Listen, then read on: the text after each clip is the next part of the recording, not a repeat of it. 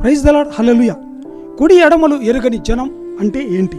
యోనా గ్రంథము 4:11 నినెవె పట్టణంలో 1,20,000 మంది కుడి ఎడమలు ఎరుగని జనము ఉన్నట్లుగా, పశువులు ఉన్నట్టుగా దేవుడైన యెహోవా యోనాతో మాట్లాడుతున్నట్టుగా, అలాగే దేవుడైన యెహోవా వారి పట్ల ఒక విచారణగా మనం చూస్తున్నాం. అంత మాత్రమే కాదు, దేవుడైన యెహోవా యోనాతో ఇదిగో ఒక ఆత్మీయ సత్యాన్ని నేర్పిస్తూ, ఒక అలంకారప్రాయంగా, ఒక అతిశయోక్తిగా, ఉపమానరీతిగా ఒక దేవుడి యొక్క ఆలోచనను తెలియజేస్తూ ఏంటంటే యోనాను హెచ్చరిస్తున్నట్టుగా మనం చూస్తున్నాం. ఏంటి అలంకారప్రాయంగా ఇక్కడ కుడి చేయి ఎడమ చేయికి తేడా తెలియని ప్రజలంటే పసిపిల్లలని మనం తెలుసుకోవచ్చు, పసిపిల్లలని చెప్పవచ్చు. అలాగే చూడండి, ఇంకా అంత మాత్రమే కాదు, ఆధ్యాత్మిక వివేచన, నైతిక పరిపక్వత లేని పెద్దలుగా, ఆధ్యాత్మిక అంధత్వంలో కూరుకున్న వారిగా, ఇంకా నైతికంగా గందరగోళంలో ఉన్నవారిగా మనం సూచిస్తూ ఉంది. ఇంకా నశించిపోయే మొత్తం మానవాళిని సూచిస్తూ ఉంది.